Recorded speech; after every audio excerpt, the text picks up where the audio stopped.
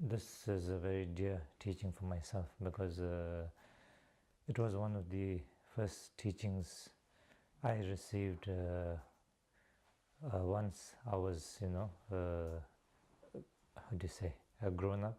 When I was young, of course, I got teaching from my teachers, but that was, I didn't want to get, I wanted to play, but, I was made to sit there and listen to teaching, so which was, of course, a great benefit to me, but it was more of that kind, like small children. Then later part, when I really wanted to receive teachings, wanted to reflect on them, so these were the teachings, which I received. The first teachings that I received, and it was very dear to me. It made a big difference in my life. So I thought I could share with all of you, so that it's more of a personal, experience that I can share with you, more than just something that I learn and share with you. So I think that's why I chose this particular teaching. Yeah. So anyway, here is direct, right? No translation, nothing into any language. So yeah, so that's fine. Yeah. So okay.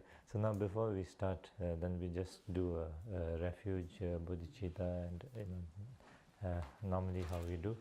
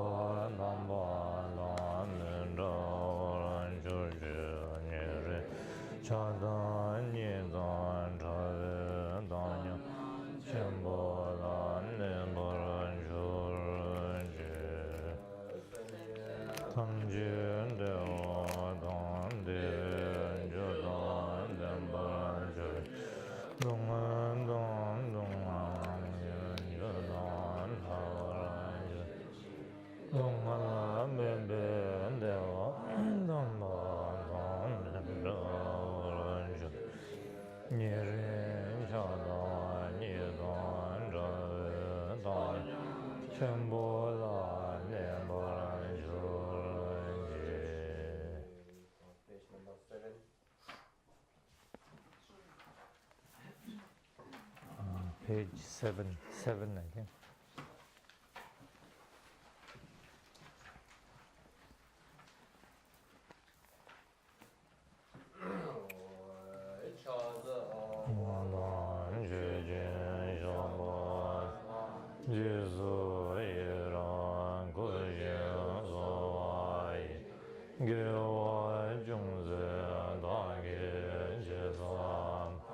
Hamje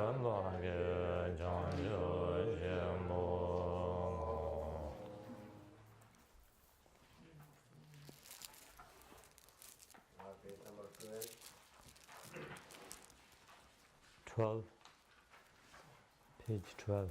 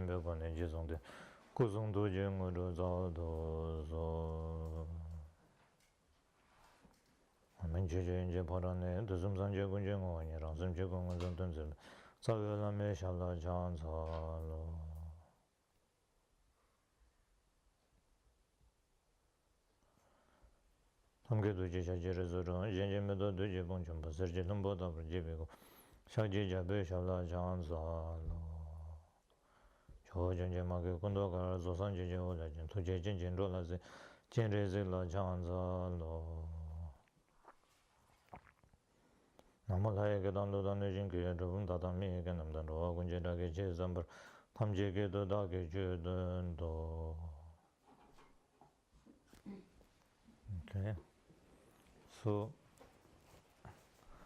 now the 37th practice of the Bodhisattva. So this was put down by the great master called the Jalse Togme Zangbo, who lived from the 1295 to 1369, and so a little bit on his story or life story, I think is important to know, so that we know what kind of a master put down these practices. So he was not just an ordinary person who put down this practice, but a really great example who was in a level of being able to put down such a practice. So it is said that right from his childhood, or even before he was born, when his mother was expecting him, then she experienced great peace within herself. Normally we all know when a mother expecting a child in her womb, she goes through lots of emotional ups and downs, through hormones, so they say normally we must say yes to everything pregnant woman says, but she was different. For her, she became more peaceful, more patient, more compassionate in those times of her pregnancy, more than usual. And then she had great dreams and all like that, so these kind of experiences. Then finally when she gave birth to him, and then of course there were lots of auspicious signs, and these kind of things. And then finally then after he was born, right from a small age, he was very different from other children. He had great loving kindness, this character of loving kindness, compassion within him, like inborn.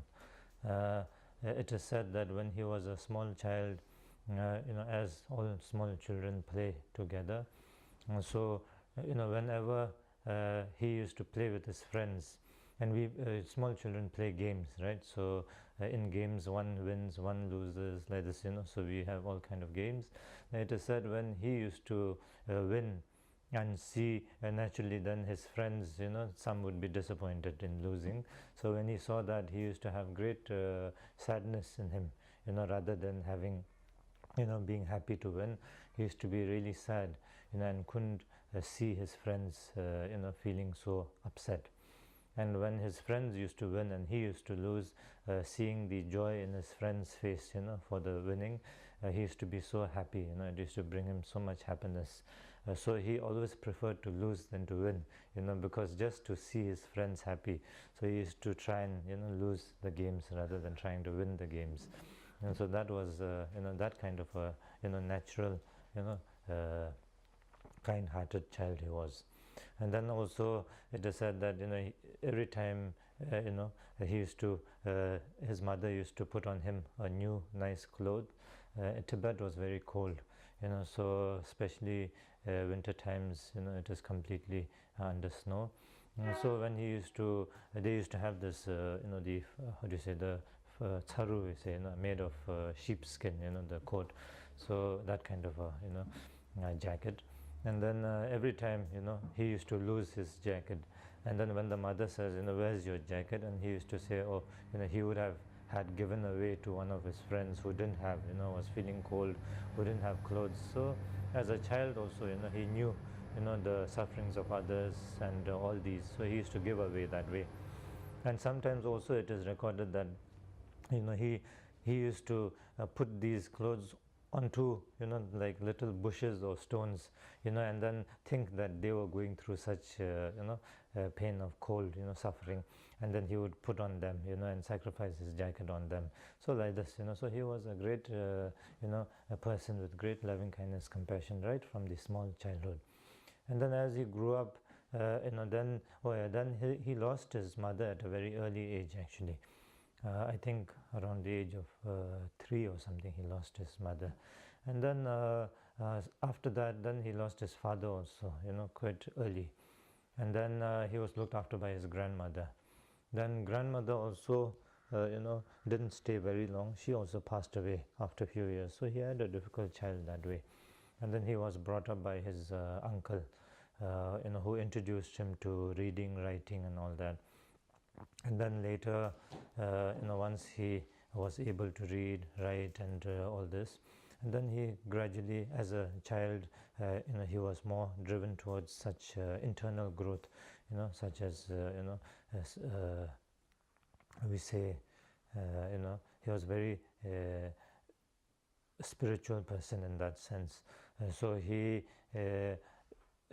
started reflecting on life, and he said, how to really benefit others. So he was reflecting on that, and then he realized that dedicating his entire life to the practice of the Buddha Dharma is how he can really benefit beings. So he joined the monastery. He became a monk. He joined the monastery because that was where he would get the complete education and practice guidance on how to practice the Dharma. And then after that, then he even told his uncle to stop working and worrying about the day-to-day life, and to dedicate now, since he is quite old, to dedicate himself completely to internal growth, spiritual growth, rather than just external kind of comforts, and that he would serve his uncle till the last day, because as a gratitude for looking after him. And then he kept his word, right till the last day he served his uncle that way. And then of course he was very special. So when he used to have teachings on the the Dharma, he would be able to grasp the meaning of the Dharma very quickly compared to other children. Also, not only understand the Dharma, but he would be able to develop insight into the Dharma from within, and was very sharp in that way.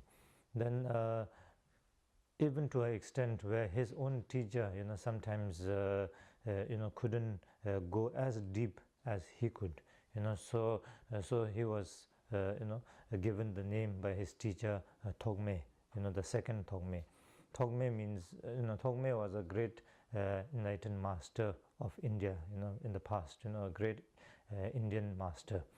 So he named him the second Togme, to kind of saying that he was such a great learned boy. So that is how he got the name Thongme. So then, so that way, then he became a great master, and then he started teaching the Dharma to lay people as well as in the monasteries, and he became a great scholar, and then of course not only scholar but also a practitioner, a great practitioner. Then but as you know his character, he used to always give away everything, look after the poor and needy ones, and that way he was very compassionate. So he didn't have much, he just kept whatever was necessary for him, and the rest was all kind of he used to give away to people who needed. So that way he just had enough. And then there was a time when it was a very difficult winter, I think, where there wasn't much food and all this kind of thing, and then he was running out of kind of day-to-day food and these kind of things also, and he didn't have much. So his friends started to advise him. His friends said, you are such a great teacher, master, so for you to have such hardship, it's not kind of right. So you have all the talents, why don't you give a lot of teachings and give empowerments, do rituals, and through that then make, how do you say, benefit, because people then offer him, so through offering and that, then you can sustain yourself and get wealth that way. Then when his friends told that, he was so kind of pushed back with this kind of mentality, because as you know how he was, then he thought that people have such a kind of thinking, and this is why we bring so much suffering to ourselves, because of all these attachment to these worldly colors, and they think that we can sustain, we can be happy with only these kind of methods, and that is not the reality. Actually these are the cause for all our sufferings. If there is no kind of contentment, there's no kind of inner growth, then one would not be able to overcome this. So he was very moved and taken back by this. So then he wanted to so that is when he put down these practices, the 37 practice of a bodhisattva, so that is how it came about. So when his friends advised him on such a thing, and then he was so kind of taken back that he wanted to put down the practice through which one could overcome such kind of mental thinking, and then to really develop attitude through which one could really benefit others, and one could benefit oneself in turn. So the true benefit, the true happiness that one can get, rather than trying to kind of solve problems externally which are not really lasting.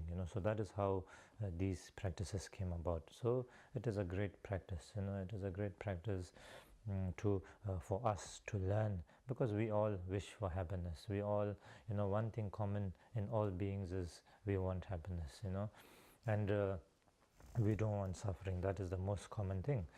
But how to achieve this happiness? What are the cause and conditions, or how to create those cause and conditions of having this lasting happiness? So that is we are unable to kind of create the really the cause and conditions which create true happiness. We are ignorant of creating, we are ignorant and creating the cause and conditions to experience unfavorable experiences all the time. This is called ignorance. So to overcome these, to truly be able to create the situations through which one can really experience happiness, so that is all, this teaching is all about that, so it is very much, of course all Dharma is about that, but this is put down in a very simple, very beautiful way, with lots of examples, so when I started receiving these teachings, as I guess some of you know, when I was 3 years old, I was taken into the monastery as a monk. I was recognized as a monk. Then my old lamas, but the old monks who were the attendants to the previous Gyalton Rinpoche, they took care of me like my father and mother, so they brought me up. And then at the age of around 8, I was taken back home, from the monastery by my father and sent me to a normal school, and then he wanted me to get back into a lay person's life, so he took me back, and then so like that, and then I went to school, university, and all that, and then later on in my life I came back at the age of maybe around 21 or something, I joined back to the monastery. So that way, when I was small, I had, of course, some kind of very deep teaching by my very special enlightened teachers, through example, through stories, through examples, all those kind of things. But like a real traditional way of teaching, receiving teachings, then it was more towards the later part of my education in the Dharma. So during those times, then I received this teaching. It was one of the first ones, and as I grew up like all of you, so not in a very traditional monastic way of life, then I needed something that I could relate to, and that was easy, and not too difficult or too traditional, so that way this was very beautiful, because it is full of examples, yet very deep teaching, yet not so complicating, yet very practical, and something that could really touch one's heart. So it was very special to me, and then in my day-to-day life, it really helps me to reflect on these teachings and try to put them in one's practice. So with that kind of experience, then I hope I would be able to introduce to you this precious teaching, so that in your life it would be of some benefit. You could adopt these teachings in your life. So of course they have been put down in 37 different teachings or practices, but I look at it as all these 37 practices are connected to each other. They are not separate practices. So of course, if we can remember all 37 practices and be mindful of all of them, that is of course the best. But even one practice, there are 37 practices there. So I'm sure with our karma, with our connect, I'm sure we would be able to make connection with at least one of those practices. So if we can make a connection with one of those practices, then whichever practice we have, we feel most connected to, then we can adopt or we can cultivate that practice in our day-to-day life. And that way, if we are able to do the practice, then by doing just one of these practices, we would be we will be doing all the other 37 practices, because it is connected to each other. And not only 37 practice, but this entire 37 practice actually is the kind of summarized form of all the other the teachings of the Buddha. So therefore you would be doing all the you would be practicing the entire precious Dharma. So that way then put into one practice, one can do all that. So adopting that practice in one's life is a great benefit, and then it shows with very beautiful examples, so it is very easy to remember also, because it's put down in a very beautiful examples. So that's why then so that is why I chose to go through this practice text with all of you. It is more of a practice than just learning text. That is why it says practices of a bodhisattva. So bodhisattva is one who wishes to benefit all beings, so not just oneself, not to benefit only oneself, but to all beings. Benefit, as we know, is to not just temporary benefit, of as we know, everything is subject to change. We will come later. So everything is subject to change means, as long as it is relative, everything changes all the time. Everything is impermanent, we say, as long as it is relative. So in that aspect, then, relative level of happiness is, a short-term happiness. And the true happiness, the ultimate happiness, is when we overcome this relative happiness itself. So when we move beyond happiness, then that is the ultimate happiness. When you are beyond happiness or no happiness, so that is the ultimate. So that is enlightenment. So here, then, wanting to attain enlightenment for the benefit of all beings, so that is bodhisattva, bodhicitta. So that is the wish of a bodhisattva. So one who works, or who kind of practices for the benefit of not only oneself but for all beings, so that is a bodhisattva. So here, as a bodhisattva, and then how to practice, what one should do, or how one's mind frame should be, so that is the practice of a bodhisattva, the 37 practices of a bodhisattva.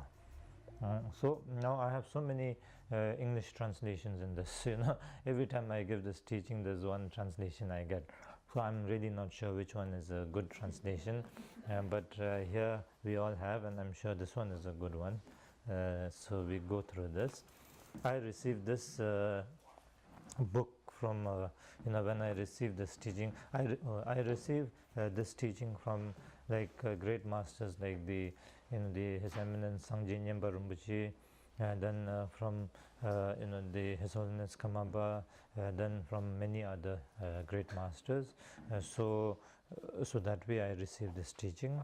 And then for this particular book, I received, I think, when His Holiness Kamaba was giving this teaching in India, in Tilopur, one place, they distributed this text, this book. I think it's sponsored by some Korean company, sorry, not company, some group. So now, so that is a background of, this teaching, why I'm giving this teaching and who composed this teaching. So that is a brief background. Now, okay, so we start this. So here in the past in India, they used to have that kind of, certain guidelines. So in that guideline, it used to be that the first, it used to be put into three parts. First was the, the opening, or the, the head, like how we have in letter writing, right? You have the head, the main body, and then the conclusion. So same way, and there, work used to be that. And then in the first part, used to have, the why such a text is composed, then what is the name of the the text or practice, and then then the author, or the one who puts down, used to have supplications to his to the three jewels, then to his practice deity, and then to his guru, so all that. And then he used to have commitment, make commitment to compose such a text for such reasons. And then so commitment means, this was a sign that great masters, once they do not normally do work all the time, little bit here, little bit there, start here, start there, and then not do anything, so they we say what, jack of all trade, master of none, right? So they don't do that. They, once they start something, they make sure they complete that. Completely they used to do.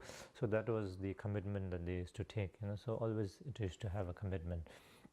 And so so that way. So the first part, and then the it used to have a Sanskrit, kind of the name of the in the beginning, a letter in Sanskrit. So Sanskrit is the language in which the Vajrayana teaching was taught by Buddha. So today, of course, we have in Tibetan we teach, in English we teach different, but the original language used during Buddha's time was Sanskrit, for the Vajrayana teaching that he manifested. And so in order to keep that genuinity, to remember that, and then to appreciate that, then a Sanskrit word is always kind of left in the beginning of the text. And then after that, then of course the Tibetan, like for example for this in Tibetan, I received, so it's written in Tibetan. And so that was the first part, the first part. Then the main part consists of the main practice. For example, here the practices of the Bodhisattva, the 37 practice of the Bodhisattva. So that was the main part. And then at the end used to be the conclusion part. So conclusion means the author like dedicating his work, whatever work is done for the benefit of all beings, so dedicating the merit, and also then making confession for whatever shortcomings during the his work, so whatever shortcoming is there, they used to make dedication, so that way they used to make confession, so these were the kind of a framework in which genuine practice used to be put. So that way, and then this particular practice also has the exact kind of guideline or the framework that has been followed, so which also shows that it is a work of a genuine master. So now with that, then we come to the first part. Of course, here the practices are just put in one after another. So I would like to divide a little bit into like a subject, like how do you say, subtitle, or different, so that it's a little easier. So like for example, as I said,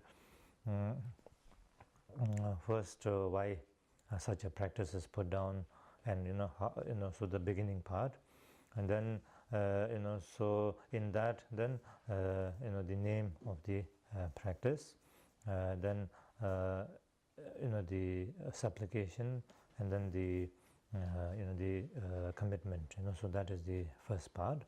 So here now it says that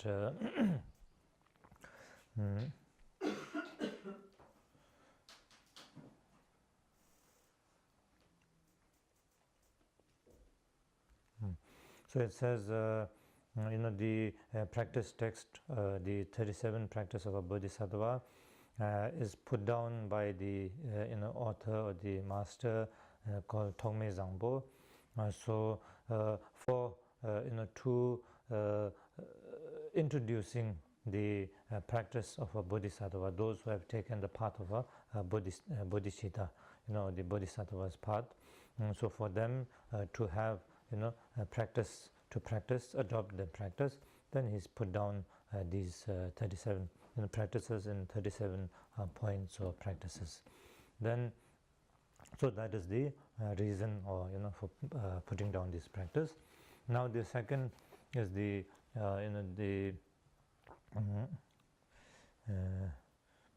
the heading or the title, the title was that. So the supplication part. Now second is the supplication. So here it says Namo Lokeshwaraya. So here that is the author. So it is in Sanskrit word. So Namo is a word of supplication. Supplicating. So Namo, and then supplicating to who? So next it shows Lokeshwaraya. So Lok in Sanskrit means the beings, beings, or people, beings. So even in today in India they still use sublok. Sublok means all people. So sub means all, lok means people. So basically people or beings. So lok. Shwaraya. Shwara, like in these days they use Ishwar. Ishwar means the Lord.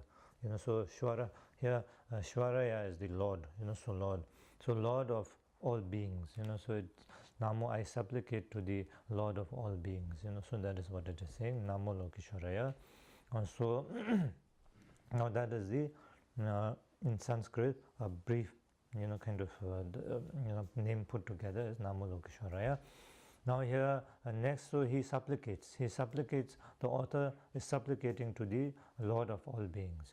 So so now when that is more kind of explained in detail in the next few lines. So it says Kang ki chukun rong mezi jang do yu tuan chik tu zun zibi lama chodan jenri zikun na tawdu gosum kubi chazalo. So he's saying, Nama Lokeshwaraya, you see that all things are beyond coming and going, yet still you strive solely for the sake of all living beings. To you, my precious Guru, inseparable from the Lord Avalokiteshwaraya, I offer perpetual homage respectfully with body, speech and mind. So here, the author, his main practice deity was the Avalokiteshwaraya. So Avalokiteshwaraya is the Chenrezig, is the Lord of all compassion. The embodiment of the compassion. So the Bodhisattva was the embodiment of the loving kindness, compassion. So that was his, the author's Gyaltsen Tongme Zangpo's main practice deity. So here he supplicates to the Avalokiteshvara, the Lord of all beings, who is completely enlightened, who is beyond beyond the limitations of dualism, of you or me, here or there, empty or not empty. So this is our mental fabrication. So Avalokiteshvara is beyond such mental fabrication, beyond such limitations of dualism. So he is completely enlightened. So beyond such things. So that is what he's saying. Kange Chukun and Dom is the one who sees beyond coming and going, beyond samsara and nirvana. So samsara is the ocean of the suffering. How do you say, the ocean of suffering? Yeah, samsara. And then the nirvana we say is the being free from that. The peace, or so.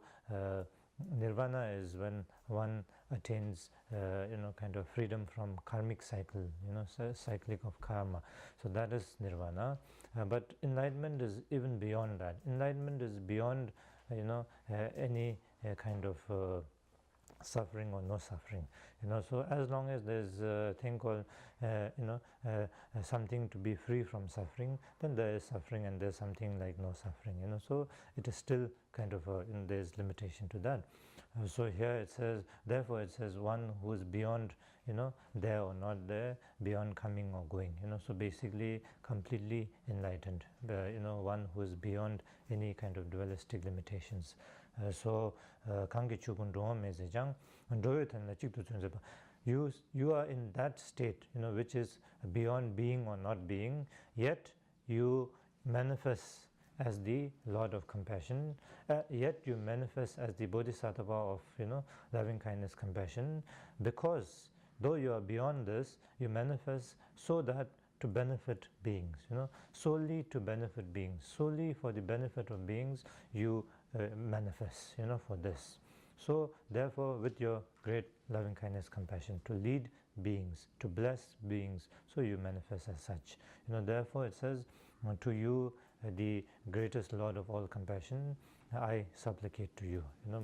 So that is the first supplication to the Avalokiteshvara, which is his practice deity. Then the second is supplicating to his master, to his own guru. So yeah, we say we receive the blessing of we say Shinlap Chanbeb, which means the blessing of the rain. So we receive blessing through the rain. So yeah, so that way, the second blessing he supplication is to his guru.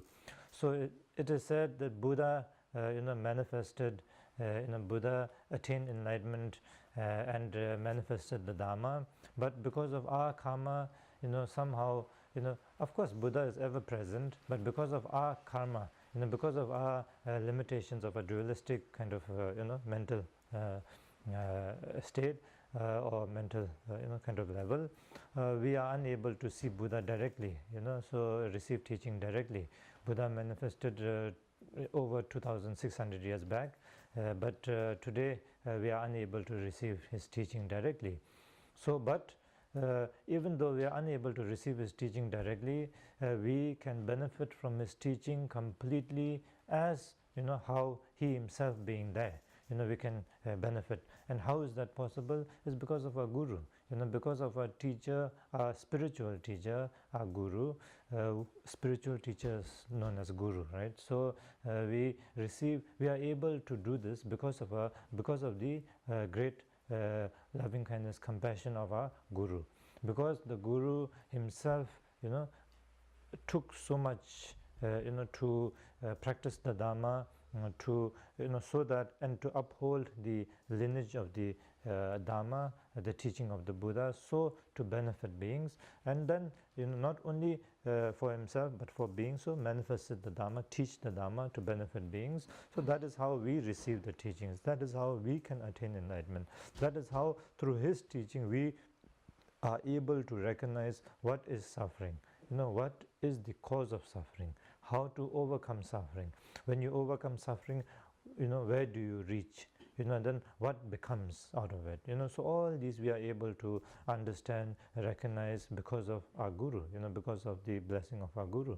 And through that, then we can achieve this state of complete happiness. So therefore he is the most precious to us, because without him then we would not be able to. So that is why then he supplicates to his guru, the most precious one here. And so he says, Lama Chodan Chenri Zibunda Pakto Gosum Kubin Chazalo. So to you, guru, who is inseparable from the Avalokiteshvara, who is the embodiment of the Avalokiteshvara, and then to you, the precious guru, and to the Avalokiteshvara, I supplicate to you with my body, speech and mind. So which means complete, supplication through complete. We are, we have only these three, we are made of only these three, which is our body, speech and mind. So through our body we perform various activity, physical activity. Through our speech, whatever we say, we do that through our speech, and then everything connects with the mind. Through mind we do all that. So these three, we are made of these three. So therefore, then he supplicates through these three doors. So that is complete. Surrendering himself completely, or supplicating completely, to the Avalokiteshvara and his guru, and who is the embodiment of, the three jewels, the Buddha, Dharma, Sangha, the Avalokiteshvara. So here, so that is the first part, the supplication.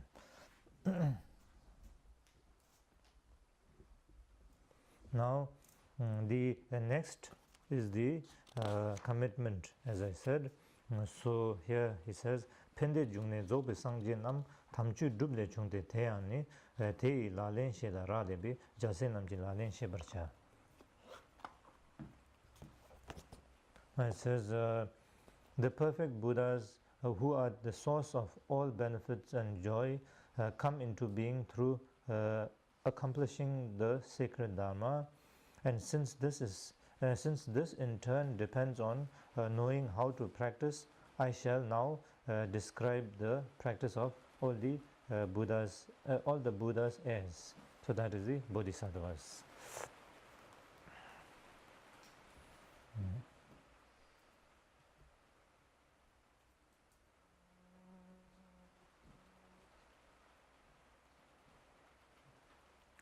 So here, when he says, the source of all benefits, or happiness are the Buddhas.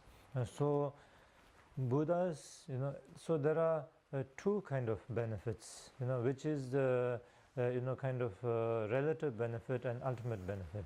So relative benefit is, as we know, the normal benefits that we talk about, having a good life, having certain wealth, then name, fame, health, so all these, so these are a relative benefit. They are relative because they are not everlasting.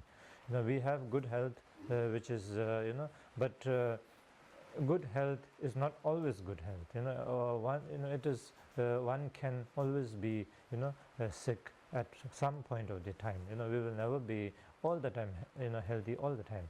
And even if we are healthy throughout our life, we will not live throughout. We are not how do you say, what is it called? Immortal, yes. We are not immortal, right? So one day or the other we are going to, leave this body. So that way, no matter how healthy we are, it is not a permanent kind of solution. Same way, wealth. Wealth also is the same. It is impermanent. Anything can happen. So that way, all these kind of things are a relative level of happiness. And then the ultimate, as I said, ultimate happiness is the complete realization of all this.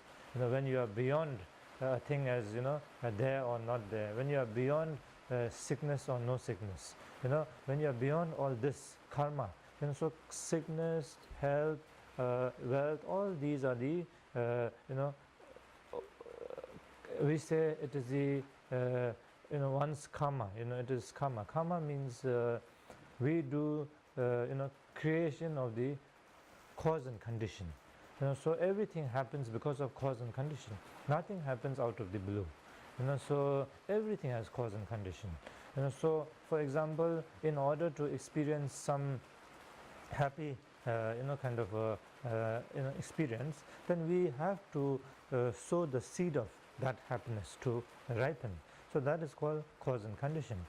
We cannot sow the seed of let's say apple and expect a mango out of it.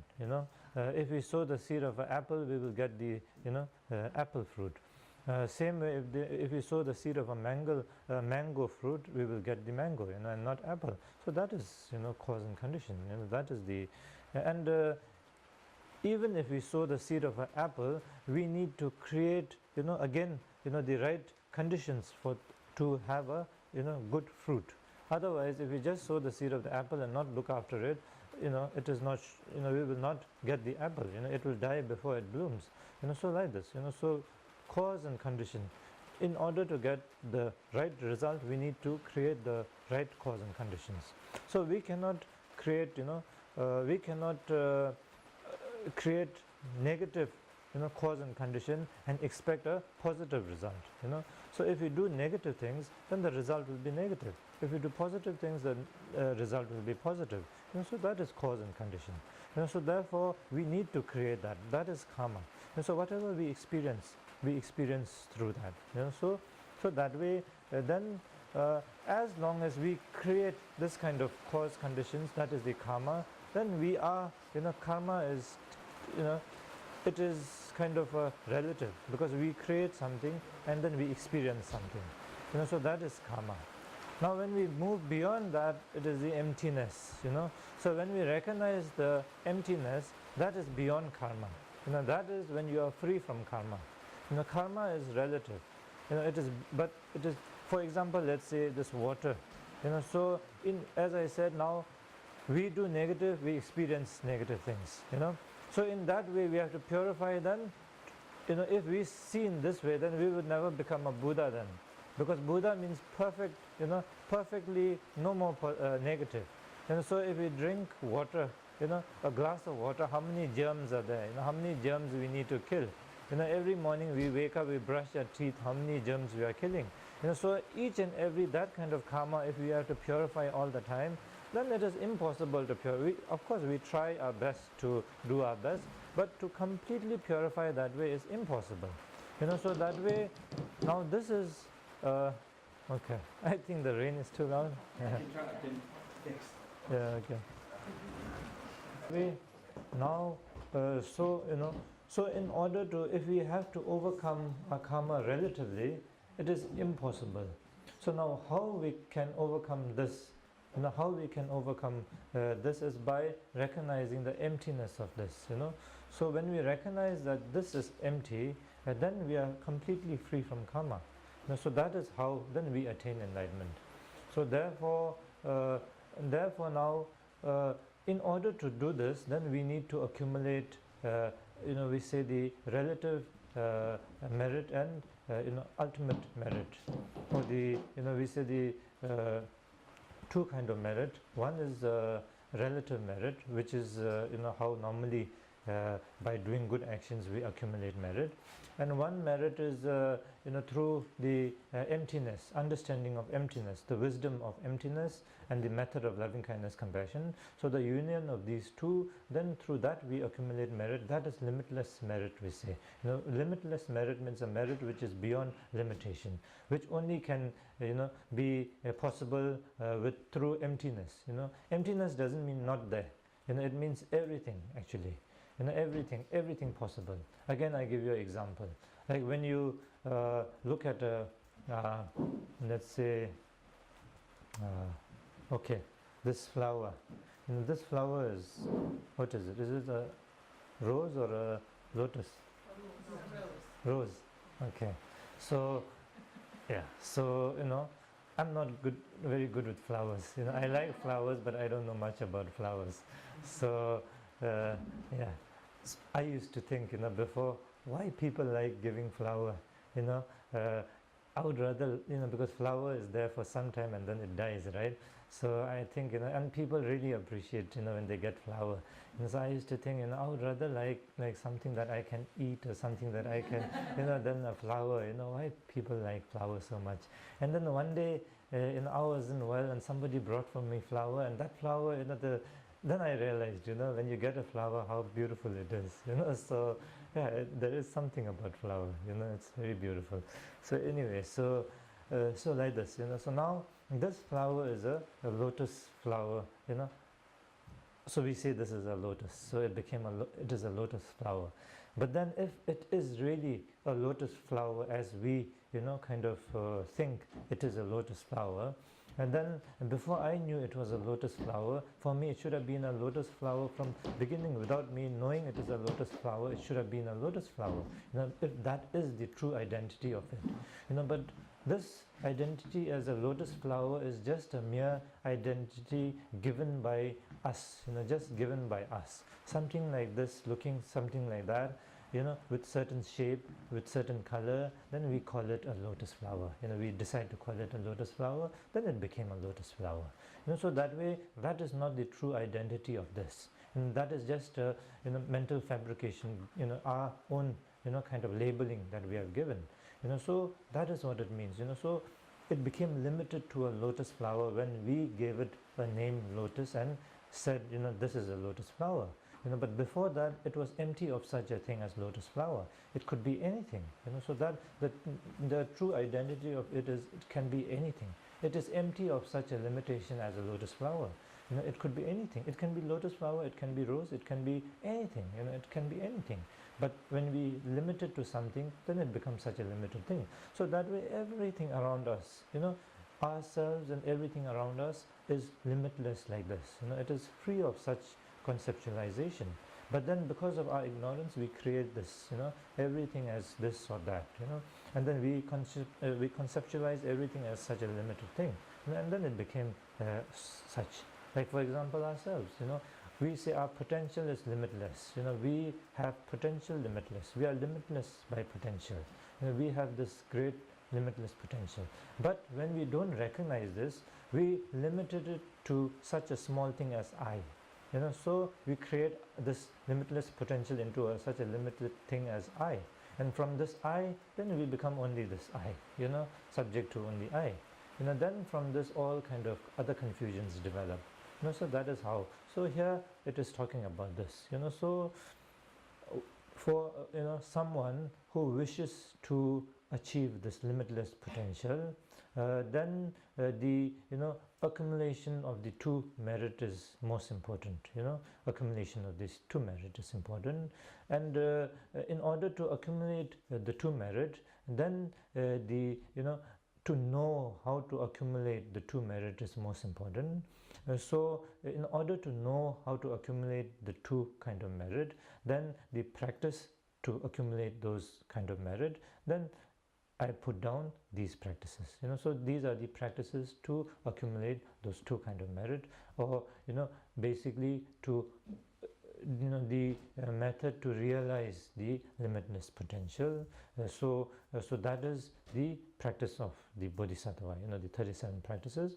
So in order to do this, then I put down, so he makes commitment, that I put down these practices for beings to recognize the limitless potential within themselves and for all, so that is the commitment. Te ilale. So te ilale means the practice to recognizing this limitless potential through by accumulation of the true merit, then one recognizes this limitless potential. So in order to accumulate those two kind of merit, then I put down the method in doing that, and those methods are called the method of the practice of the Bodhisattva. So I put down these. So that is the commitment.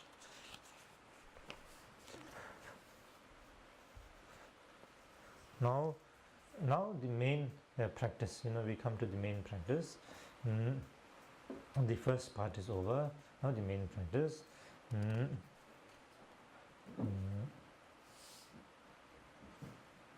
So here in the main practice, then the first is the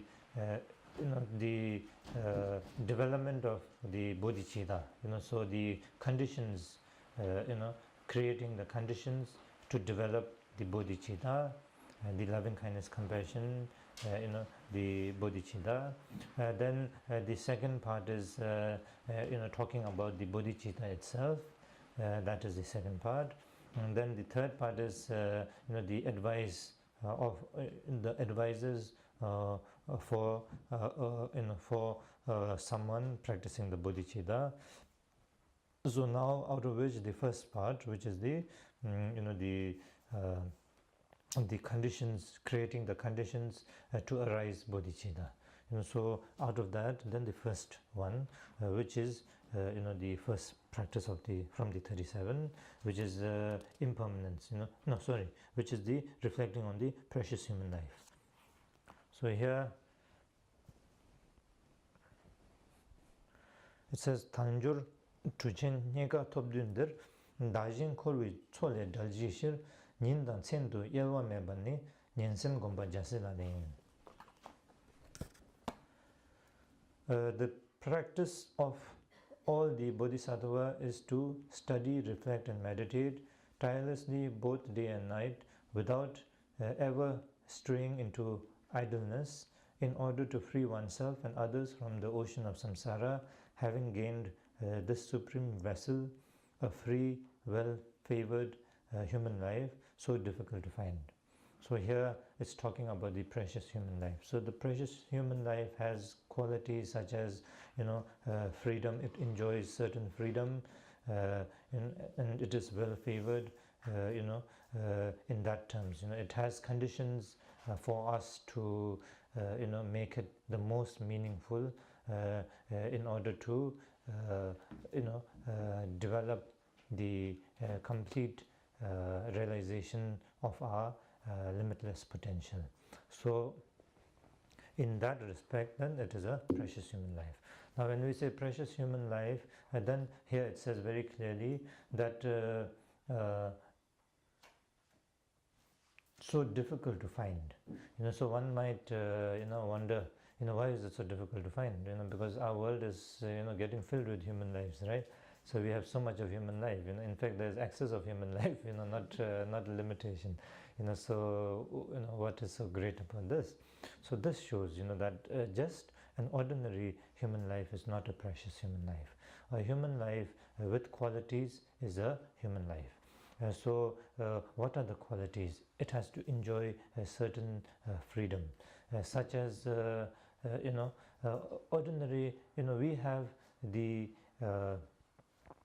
how do you say, the human life, if we have the quality from other beings like intelligence, but this intelligence, if we use it in the right way, it is very meaningful, it is great. But the same intelligence, if we don't use it in a meaningful way, humans can be the worst. They can make the most problem. Now we see all this global warming, it is made by us, nobody else. Humans not mindful, too much selfishness, too much greed, creates so many things, taking advantage of the nature. Then gradually it comes on our own, self. We suffer the consequences. So that is not intelligence. That is not a true intelligence. That is ignorance. So a genuine human life has the intelligence to see this, and to reason this, and then to recognize this. So how do we recognize? So that genuine intelligence of recognizing what is right, what is wrong, what we should be doing, what we should not be doing, and all this is Dharma. So Dharma is nothing but that. All those, what is right, what is wrong, what we should do to achieve the right result, what we shouldn't do to achieve the wrong result, what we should do to avoid the wrong result. So that means that is the happiness, isn't it? That is what we are looking for, nothing more than that. And the path that gives us this, or the thing that gives us this, so that is the Dharma. So Dharma is nothing more than that. Dharma is not something that is, a Buddhist Dharma means it has to be something, and that is a Buddhist, and then these days people are afraid of this, because they don't understand what Dharma is. Basically, Dharma is very simple. It is something, it is the path through which, the right thing we do to achieve the right result, and the wrong things to avoid the, the wrong result. So that is, to know that, knowing that, understanding that, then that is the Dharma. So here, then, therefore, this human life, like for us, we are able to have, this Dharma. We are able to make connection with this Dharma. So therefore, not everybody has this opportunity. Like we know in this place, how many people are there, how many beings are there. But out of all, it is only a handful of us who really realize this and think, we must develop, from within. Spiritually or internally, development is so important. External development only is unable. We cannot sustain happiness through external development. We need internal development, and for this, then we are trying to kind of understand the Dharma. We are trying to put the Dharma into practice. So that is that is one quality of the precious human life. Not everybody is doing that. Everybody out there, some try to overcome their pressure, some kind of stress through smoking. Some try to overcome through drinking. Some try to overcome through gambling. So all this is, what is it? It is the same goal we are trying to do, which is to overcome our stress, overcome our pain, overcome our suffering. But then in a wrong way. By drinking they think they will overcome, but they are, it is not the way. We are harming ourselves, we are harming everything. Smoking, same. So that is not the right way. But they are unable to see what is the right way. That is, they don't have the freedom of such intelligence. But we have that. So that is one of the qualities of a precious human life. So that way. So in the same way, then, like for example, we human beings have this quality, freedom, whereas the beings, the intelligence, but beings like animals, they don't have such qualities of freedom. Like animals are beautiful animals, they have great qualities, but then no matter how great a quality they have, they still cannot match us humans. We still kind of we can make them do what we want them to do, but they cannot make us do what they want us to do. So that way, animals still lack, the ability as we have. So that way, and so that way, in so many ways, so these qualities. But we human beings, in number also, you see animals. Animals means now, all kind of animals. So now, imagine the number of animals and number of human beings. There's so much difference. Human being is just a handful compared to the number of animals. Now we might think, I used to first, when my teacher used to say this, I used to think, how come animals, I mean, you can, is it so many of them there? But then you just think about this. Even your body, you don't have to think out there. Just think about our body. Our body has millions and millions of germs. All those, each germs are living beings. So in that terms also, we as a human being is just one. But that the germs, the animals on us is millions, so that way also, in that number also, there's no comparison, so that way a birth into such a human being with such quality is so precious, so so limited compared to other births, so that way there are many.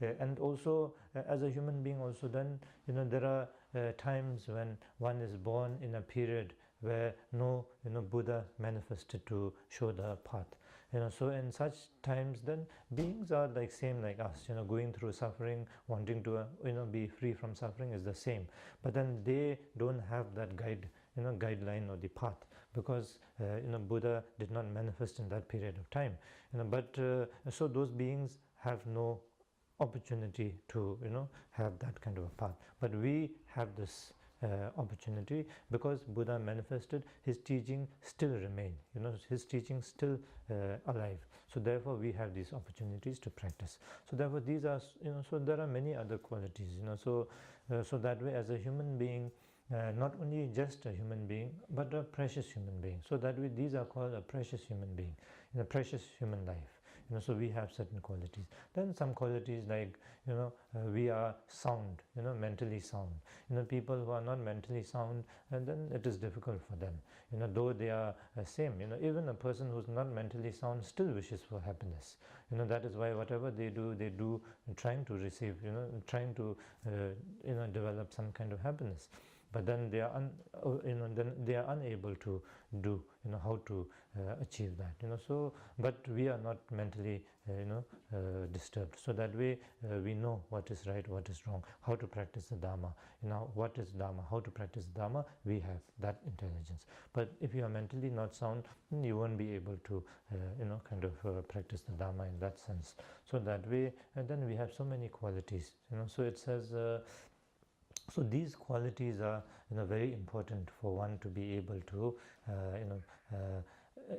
to practice the Dharma, to adopt the Dharma. So Tangjur Tuching.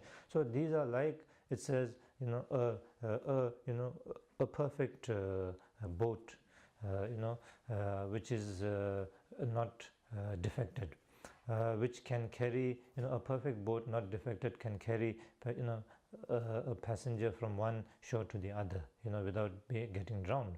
So same way, such a boat of precious human life, then with this, then we can cross, we can sail across this ocean of suffering, to the state of complete happiness. So therefore, it is very important to have this precious human life like a boat. It is precious to have a defect-free boat to cross across the river. So same way,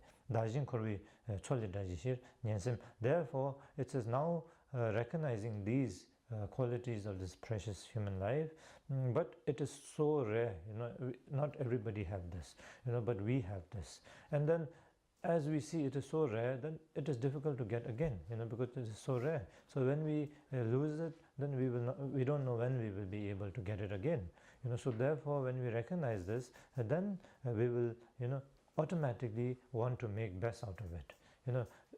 It says as a practice of the Bodhisattva, then to trying to making this precious human life most meaningful, trying to not waste this, then reflecting, listening to the Dhamma, the path, reflecting on the Dhamma, practicing the Dhamma, so continuously doing this, without any kind of laziness, trying to do this. So that is the practice of a Bodhisattva. So not wasting this precious moment, not wasting this precious opportunity. So we will not want to waste it when we know what we have.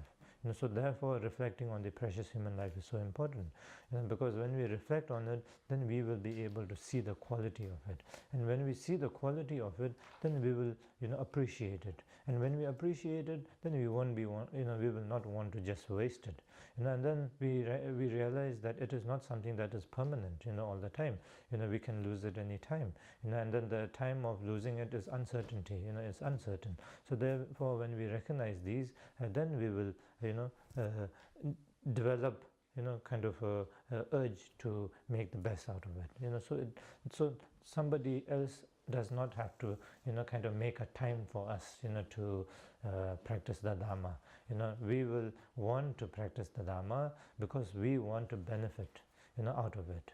We want to benefit other beings, so we will want to practice automatically, so knowing the what we have, our qualities. So therefore the first practice is to know the quality, what we have, and then to develop genuine, urge to make best of what we have. So that is the first part. Now the second is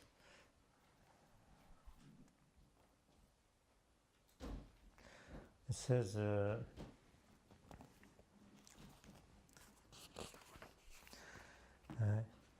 Nyenji chola docha chudaryo dai chola shedang medarbar langdur jibi timu muna chom langdur jibi timu muna chen payul bonga jasila yin. So here it says, the practice of the Bodhisattva is to leave behind one's homeland, where our attachments to family and friends overwhelms us like a torrent, while our aversion towards enemies rages inside us like a blazing fire, and delusions, darkness obscures what must be adopted and abandoned. So now here it says, that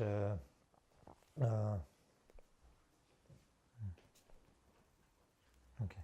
So here it says that one must avoid one's homeland. Homeland here, it is kind of it is showing that in the homeland we are so kind of comfortable, and it has all the kind of how do you say, qualities. It has all the qualities to arise in us, all the emotions, emotional confusion, and as I said, through our emotional confusion, then we create various karma.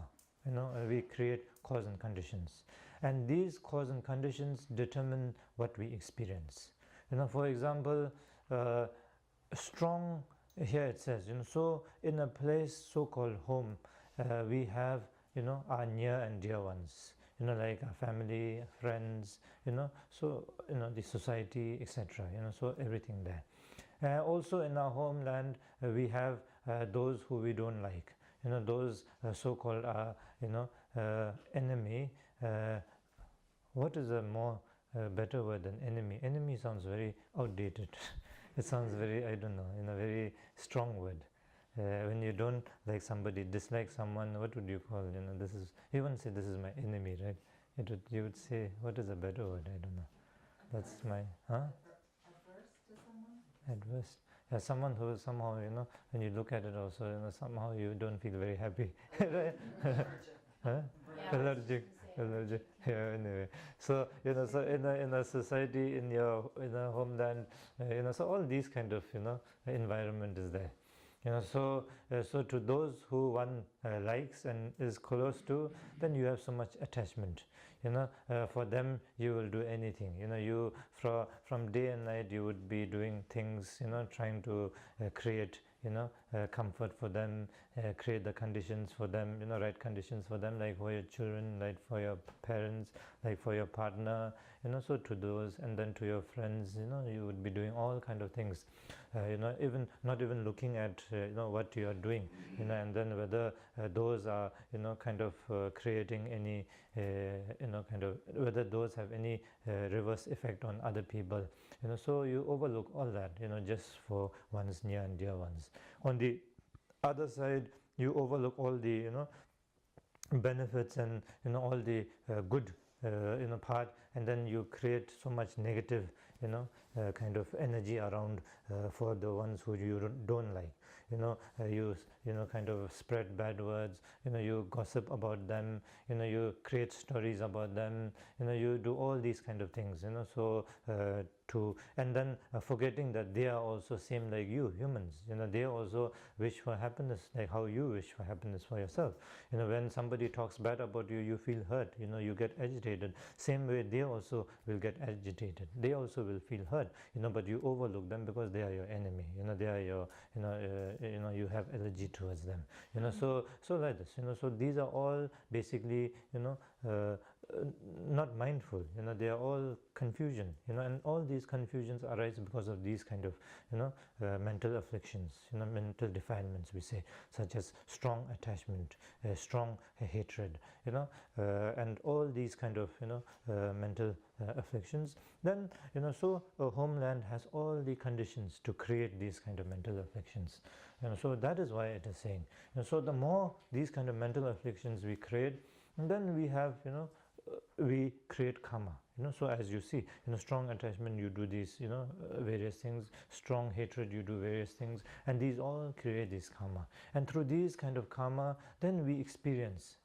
we ourselves experience a lot of suffering, we create negative karma, negative energy to create lots of sufferings which we don't want to experience, but we didn't have control because of our emotions. We go under the influence of our emotions, and then because of going under the influence of emotions, we are ignorant of seeing what is right, what is wrong, and then we create circumstances or conditions which we experience at the which we don't want to, so that way, and then we go under the influence of these emotions because we are so attached to those we are close to, and dislike those who we don't like, so like this, hatred towards those we don't like. So all these confusions are created, or it is most appropriate for all these to take place in a place which is filled with these, so that is why it is saying, so as a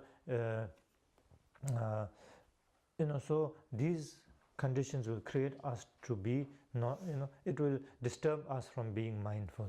So therefore, as a practitioner, then one runs away from such place, one, in order to free oneself and others from this ocean of samsara. So that is samsara, the ocean of suffering. So one kind of leaves behind such place. So here now I always say we must practice according to our own condition or our level. We cannot expect to like, for example, how do you say, there's a saying in Tibetan, a wolf cannot jump like a lion or a tiger. If a wolf tries to jump like a tiger, it will break its back. So we cannot go up the cliff and fly like a bird. If we jump, we think that we can fly like a bird and jump off a cliff, then we know what will happen, right? So we have to be who we are. We have to practice in our own level. Like great practitioners like Milarepa, so the great yogi Milarepa, he left everything behind, and went into the mountains to practice because of such, reasoning and conditions. And he was able to do that because he was at that level. But we must practice in our level. If we can go, of course, well and good, that is very good. But there are people who think like this, take this in a literal way, and then leave everything, they have good job, they have good everything, they leave everything behind, and then close up everything, and then go, give everything away. And then when you advise them not to do that, take things step by step, they don't understand. They think dharma is not how you should practice that way. You should give up everything. It says I give up everything, and they go to the mountains, and after a week or two, then they start regretting, and then they are unable to do that, and then slowly if worse comes, they even start doubting the dharma, and have like kind of we call that wrong views about dharma, but that is not because the dharma is wrong. It is not because the dharma is wrong, but it is because you are not in that place at the moment. So we must practice in our own level. So in our own level here, such practices, one must adopt, knowing these, then one must adopt kind of a mindful way of thinking, understanding that yes, family, it's your responsibility to look after your family, it's your responsibility to educate your children, but be responsible and make sure you educate your children with the understanding that material things are not the ultimate thing. It is it gives you a certain kind of benefit, but that is only temporary. So you just have enough to know what it is, and then be able to not get slaved by such things. So even family is same. Family also, your partner, your parents, you have to look after them, you have to take care of them. That is your responsibility. You should do that. But then not to the extent that you get kind of only that and not see other things. Other beings are there also. You cannot hurt other beings for the sake of your own loved ones. So because everybody is equal. Like your own loved ones, others also want to be happy. So it doesn't mean you shouldn't be nice to your loved ones. You have to be nice to your loved ones, but in the same way you have to be nice to the others also. Because it is the same. So that way we must learn to balance. That way we must learn to practice. So that is a very practical way of living in society. So that you learn to respect everyone. You learn to see everyone as your own near and dear ones. They are also is the same level. They want to be happy in that sense. So that way I think we must learn to be how to say so in that terms, then we are leaving, we are detaching ourselves from this kind of homeland of, which brings so much mindless kind of activity. So that is how we practice in, such a practice. We must, like of course, in the, level of Milarepa, there's a very nice story, that. Once his one of his he was meditating in the cave in the night, and then some how do you say thieves entered his cave trying to steal from his cave, and then looking around because it's in the dark cave, no light, and then Milarepa bursted out laughing, so then suddenly and then Milarepa told the thief that I don't find anything here in the daytime, in the daylight. What would you find in the darkness? You will not find anything.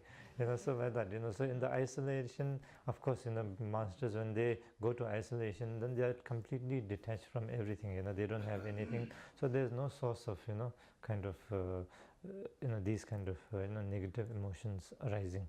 But in our level, we we have to adapt to our level. So we try in our best as to practice how we should. So we must adopt such a practice.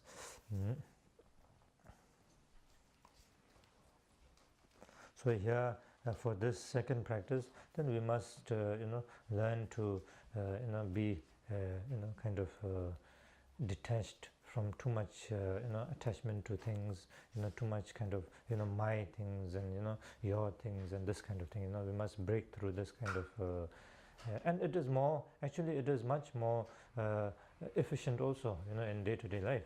As I give you an example, when you are in a family and when you are in a monastery, monastery is not your your monastery.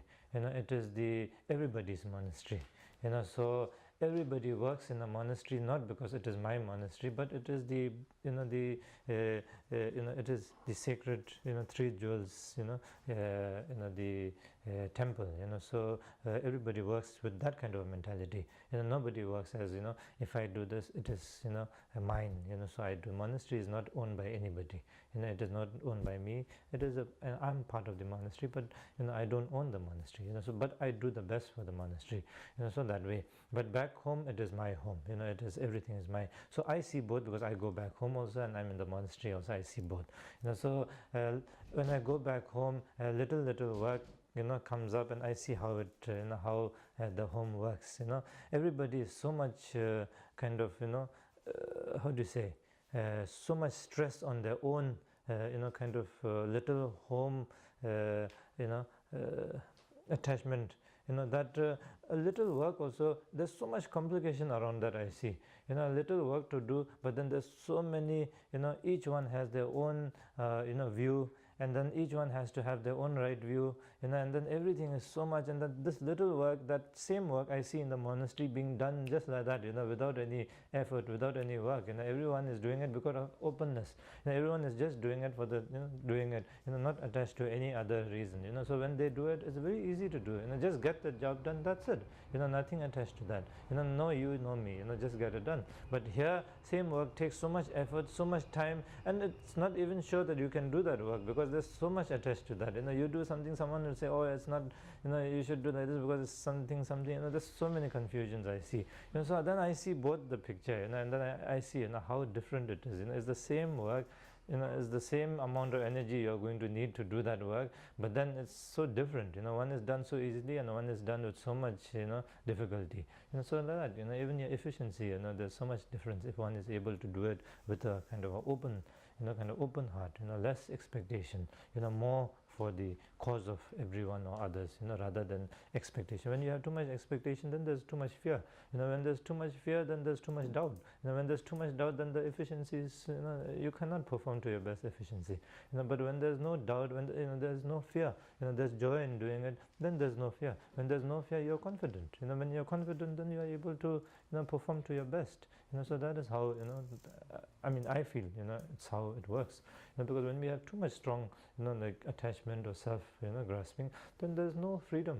There's no confidence. Because there's too much fear in it. It's mine. What will happen? So there's fear.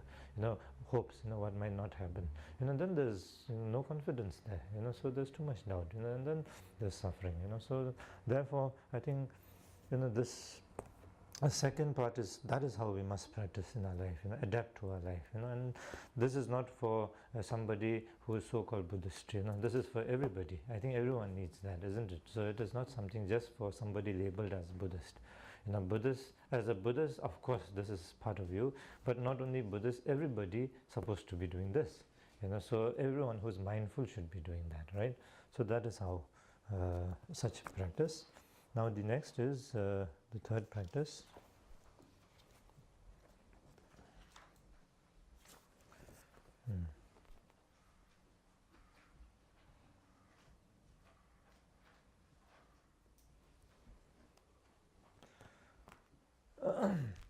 Third is Yungen Pambe Nyomon Rimchidip Namyeng Mebe Gejor Ngangipel Rikpa Tangi Chulangi Shichi Memba Demba Jasilanin.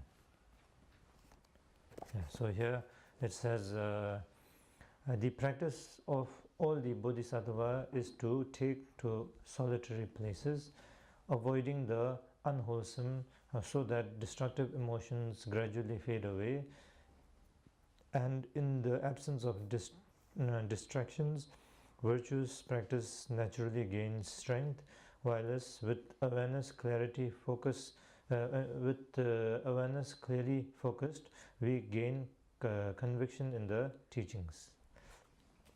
Also here, it's talking about developing or relying upon isolation. So again, isolation in literal terms is a place where no disturbance and all like this.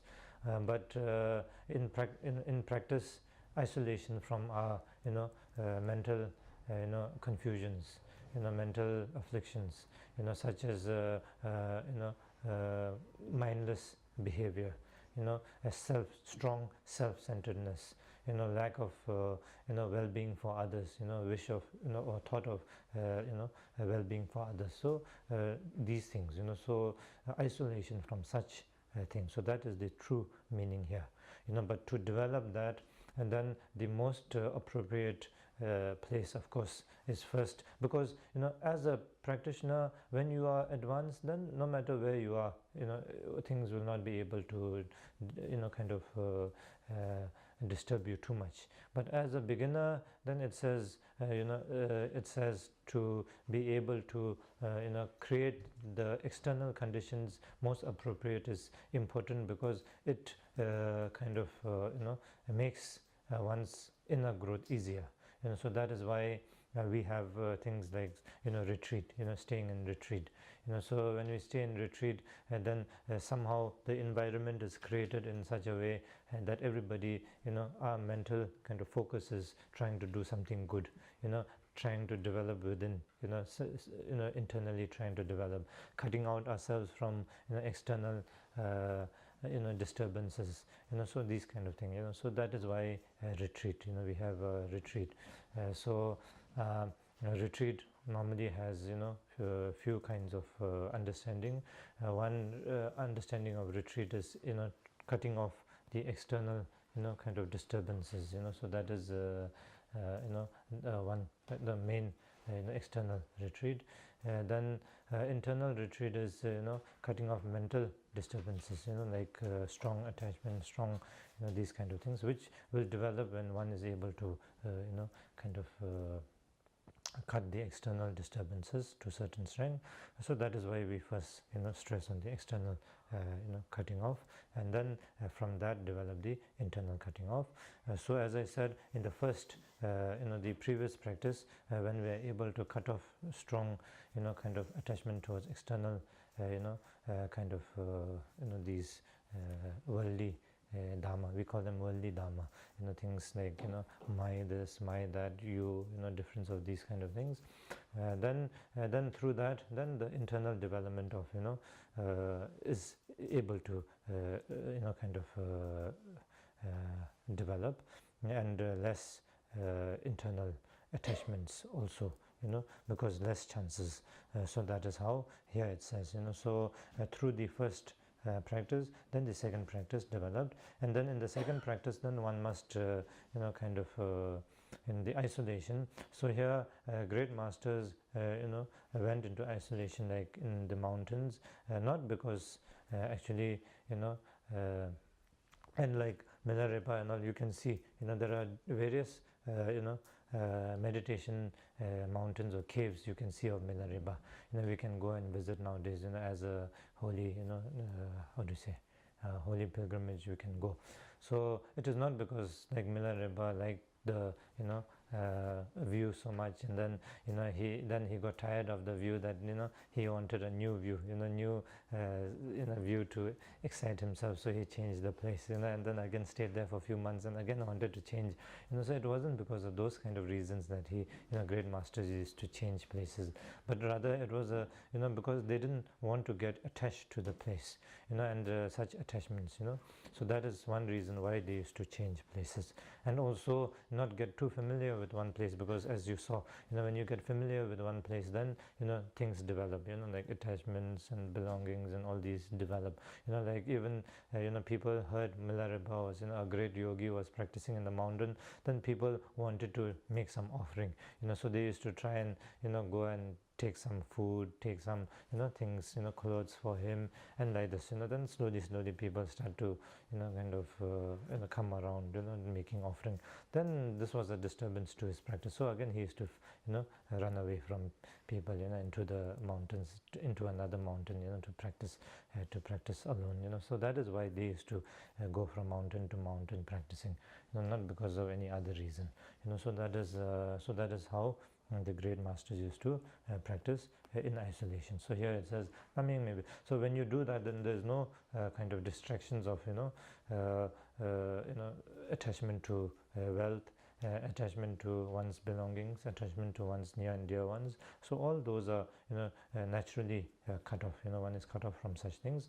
So and then when that happens, then your mind is also focused and clear. Because it's not contaminated with things like this consequences, that consequences, this is mine, so this is dear to me, that is not mine, I don't care about. So these kind of confusions, it's clear of these confusions. You see what it is, so you experience what it is, nothing more, nothing less, so when that happens, then we are clear. As I said that time, you're free of fear, you're free of hope, you're free of such kind of things. So when you're free of such kind of things, then you see the situation as it is. Your mind is clear, your mind is relaxed. When you see that, then there's clarity in your mind. When there's clarity, then whatever one does, one will be able to do it in a most best or efficient way. So therefore practice also like this. One practices when one is able to gain that kind of environment or that kind of experience, then there's clarity, and in that clarity, and then one's wisdom develops, and when one's wisdom develops, then one's practice develops through that. So therefore, it says one must rely upon isolation. So now again, as I said, so mindful. If one is mindful, if one kind of too much attachment to things, too much kind of grasping onto things, if one is able to let go of such things, and then too much dislike on certain things, too much kind of these kind of things, if one is able to overcome mentally, if one is able to cultivate towards lessening one's grasping onto such things, then what happens is that as I said, through the through that kind of a character, one will develop insight or clarity in one's conviction, in one's action. So when that happens, and then the one will be as here it says, one will have clarity, and through that clarity, then one will be one will be able to perform in the best ability. So that is again how one can adapt to one's day-to-day life, rather than trying to take it in a literal way of going into the mountains. But of course, if one can, I'm not saying one shouldn't, and out here actually, people here quite quite not much distraction, very out in the nature, not too much confusion. I think here is good. It's a nice place, much better here, as we know, and that is actually is true. Like in the cities, you are neighbors, but you don't know your neighbor, right? But in the villages, you don't forget your neighbor. People who are like miles away, and then you call each other for meals, you call each other for you get together, you have these what is it, the fairs, everybody comes together, enjoys together, takes things for each other, shares, so these are the good qualities, good nature, so one is able to, it is very much, but in the cities, life busy, everything, going so fast, one doesn't even know your own neighbor, so that is I think that is a little too much. It is like me myself. I don't care who you are. You are my neighbor, but doesn't matter. What happens to you is none of my business. So that is kind of attitude. So that is, and then doesn't bring happiness. People in the city are not happier than people in the mountains. People in the mountains, villages are more happier than people in the city. Though the people in the city make more money, so-called, have a better, kind of life, what the standard of life, but that is standard of living is external standard of living, but true happiness comes from within, and that within, the mental growth, I think is, I don't think is, one can ask the people in the city, they're not very happy, they are always, have lots of, mental, stress, so that is how it is, so I think, yeah, so external growth doesn't really equal out to happiness. It's the internal growth very important. Then of course, some level of external growth also, of course, it's good. Doesn't mean that you have to be, give up everything externally, not have anything, and that's again to the extreme. Of course, when one is completely overcome such attachments of external material, then is different, but at our level we still need certain comfort, so we have to be practical in that terms again, so we have to understand how practice works. I'm saying this because I've seen so many times practitioners who were doing very well, then come into the Dharma and then read like this and give up everything. When you tell them, no need to do that, go step by step, they don't listen and give up everything, and suddenly, then, and then they get somehow, something goes wrong, and then they are unable to cope, and then they give up, or then they reach a different level which you are not supposed to reach. So that's a different way. So one mustn't do that. One mustn't. Everything one must go step by step. Take small steps, then you will reach. So that's important. Now the fourth. It says Yunrin Robin Zashi Sosotal, Baby Rubin Norzeshu Dulu, Lujin Drunka Namshi Drumbipur, Sendi Lutang Jasilane.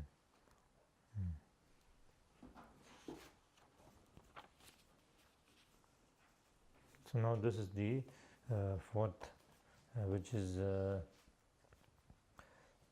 the impermanence. Talks about the impermanence.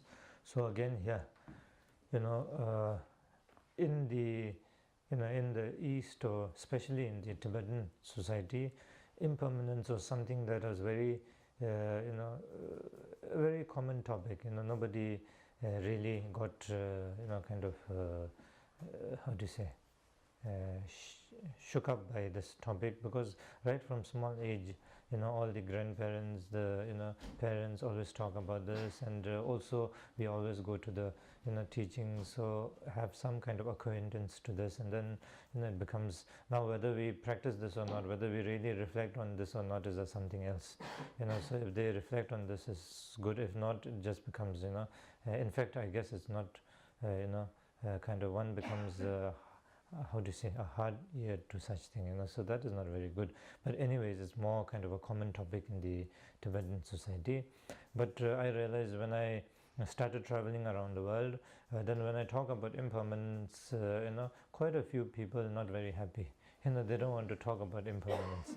They take it very negative. So when they take it very negative, they don't want to listen to this. And they're very unhappy when you talk about impermanence.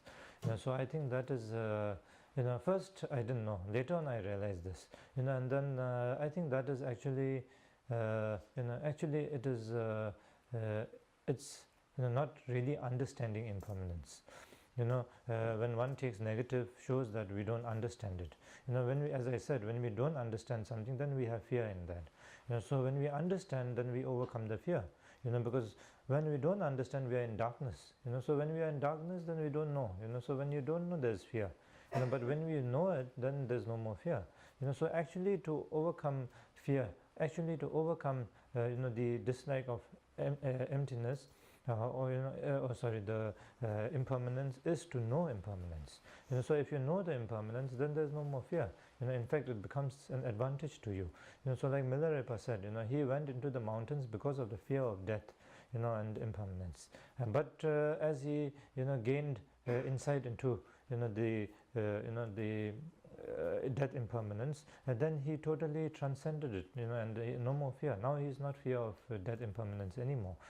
So that is how one kind of gains freedom from the death impermanence. So here impermanence means everything is subject to change. So normally if we don't think, we think that everything is always there, everything is permanent. So when we think of that, then we have strong attachment to things. And when we have strong attachment to things, actually that is the biggest suffering, because then we don't want to lose something. And we hold on to it with so much dear and so much attachment. And one day or the other we will lose it. So when we lose it, then we are not prepared for that. And then when we are not prepared for that, then it brings great suffering. But from the day one, if we understand impermanence, if we understand the impermanent nature of everything, then when we have it, we will enjoy it. We will know how to enjoy it. But when we don't have it, still we understand that it is impermanent, and we are able to let go of it. So when that happens, then we are able to make full use out of it. Here, like this example, I find it very nice, because how I relate. When I went through this, it says, did I read the English? So here it says, that the practice of the Bodhisattva to renounce this life's concern for friends and relatives long acquainted must all go their separate ways. Wealth and prized possessions, painstakingly acquired, must all be left behind, and consciousness, the guest who lodges in the body, must in time depart. So so like this, so we normally with so much we spend so much effort in acquiring things, in collecting things, and through that we have so much attachment to these things, so and then we are unable to accept the fact that they are subject to change. So that way we are unable to really enjoy them also, because we have so much attachment to them. So it says like here a very nice example, like a guest coming to a a lodge or a hotel. So when we and I think this is good for people in the West really like to go for holiday, isn't it? You earn throughout the year, and then at end of the year you go for a nice holiday. Then because I have my cousins who are half English, half Tibetan or Siamese, and I have ones who are half American, half Tibetan. So my family is mixed with all kind of things. So they grew up in the West. So whereas in the East they have this habit of kind of collecting for your children, for your children's children, like that. They keep. Whereas in the West you earn. Then what they did was which I think later on they said is how in the West it is they earn, and then at the end of the year they go for a holiday and they finish up everything, and then next time either they have the job to start again to earn, or they start looking for a job again find a job, again start accumulating, again, and end of the day go to a holiday and finish everything, so like this, so they enjoy holiday, they go out everywhere and they travel around the world, so it says like that, so one who travels around the world changing from hotel to hotel. Of course we want a nice comfortable hotel, clean nice hotel, if possible the best hotel we want to enjoy, so we have it, so now when we go to such a hotel, we know that it is a hotel. You are going to spend maybe at the most 2-3 days or a week in this hotel, and then you move on to another hotel or another place. And so when you know that it is, you are not holding on to the hotel, so you learn to enjoy every facility of the hotel to its best. Because you have paid for the hotel, you have worked hard for this, so now you want to make the best out of this, so you make best out of it, and then you make sure you finish everything, the best soap, the best whatever conditioner, the best whatever, you make best out of it, and all the facilities you use of the hotel, the swimming, the gymnasium, everything, you make the best out of it, and then tomorrow when you are going, you will be satisfied that I have used the entire thing, whatever I paid for, I made sure I use the complete, and then you will be happy and you will go. And then when you go also, you will think, the next hotel, I will make sure that it will become better experience than this, so you go to the next hotel, so it's like this. But on the other hand, imagine, you come to this hotel, you book a really nice hotel, but so attached to this hotel, and when you get there, you don't want to leave this hotel, you want to be in this hotel forever, and then the things they provide you, you don't want to use them because you are afraid that you will finish up them, and then you don't want to use them, then imagine having such a thing yet unable to use the best out of it, just holding on to things, thinking that I will lose out on this, I might, and then just collecting but never using, so like this, so that is attachment. So same here, with us also, our body also is the same, we, as I said, we collected money, worked hard for a good hotel. Same way, this did not come about just like that. It came about because of our lots of good work, lots of accumulation of good merit in our past lifetimes. We are able to achieve this really good hotel right now, which is full of wisdom, which is full of qualities to make this wisdom really ripen. So we have all this best hotel, but if we hold on to this like a, we hold on to a good hotel, it is not going to be here for all the time. We will have to, move on one day or the other. We will not stay in this forever.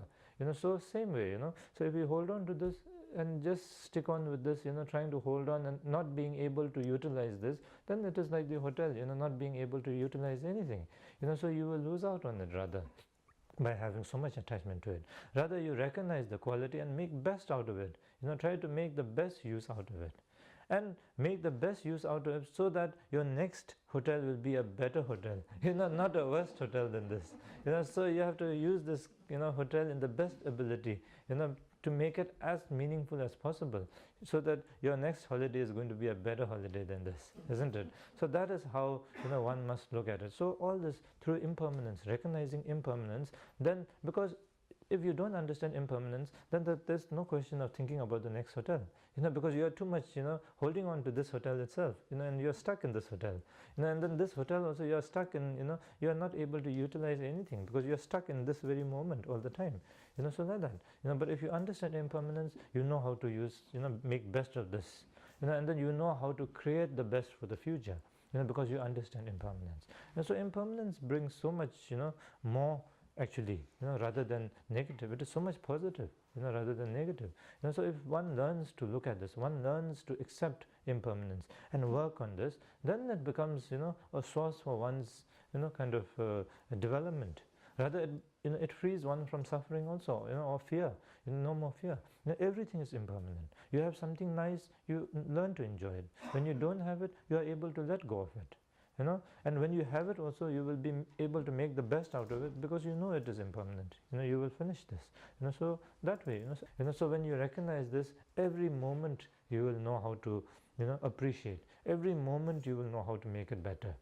Because you don't know when it will come. No matter how healthy you are, no matter how, perfect you are. It is said, great masters used to practice and say, you don't know whether tomorrow will come first or the next life will come first. We don't know, really. We think that tomorrow will come first, but that is thinking, but really not guaranteed 100%. We can go to bed tonight and then not wake up tomorrow, and wake up in the next life. So very much possible. So that way, we don't know when the next life will come, and it is for sure we will go one day, but we don't know when we will go. So when we recognize this fact, every moment we are, living, every breath we are taking, we will want to make the most out of it, the best out of it, so that our next hotel will become a very comfortable 7-star hotel, isn't it? So we want to do that. So that is what, so that way, through such, reflection on the impermanence, then we can overcome fear. We can overcome all this, so therefore reflecting on impermanence is very important. As a practitioner, definitely, because then we will learn to not waste time, learn to practice every moment, make it meaningful, practice the Dharma. So that is how we practice on the impermanence. Now the next is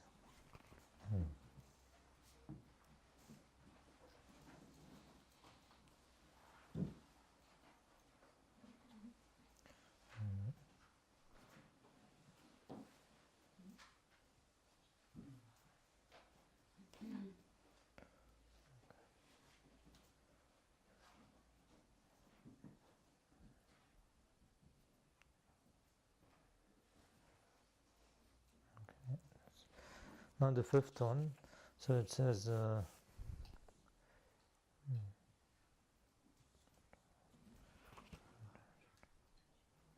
time is it till 12? Yeah. Okay, so it's 12 already. Okay. Yeah, we better stop right now. The weather is very good. Yes. So we have so we enjoy the weather and then we get back when it rains, right? Okay, we dedicate first.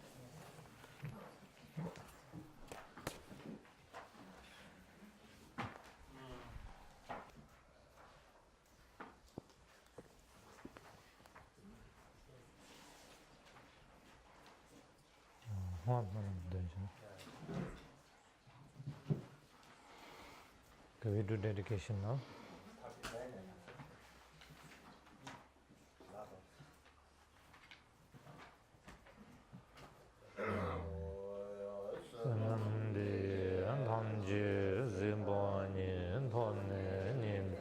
Ranam Pamjini Jega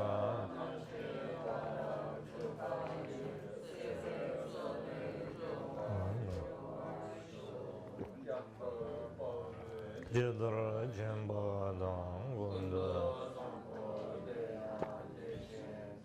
Eda Gunji Jisu Dala Gewan Dila Tamji Rando Kuzum Nimbi Shina Nan Jini Minji Dimbi Shina Nan Gindi Minji Dubi Shina Chidarang Hoa Manam Jumara Isu Dewa Tosu Pende Namka Chambara Dunan Dungan Dagi Korwan Dungan Jinyanza Barajo Benzara Sado, Samaya, Maniban, Benzara Sado, Denaba, Dita, and Didrome, Sudagaya members, Vajam, Anurata members, Rosa de Mendez, Sarvakarma, Suzame, Zerdam Jiriam, Kuru, Bangan, Sarvadada, Gadam Benzarma, Menzan, Benzarma, Mahasamaya, Sado. Okay, enjoy your lunch. Yeah.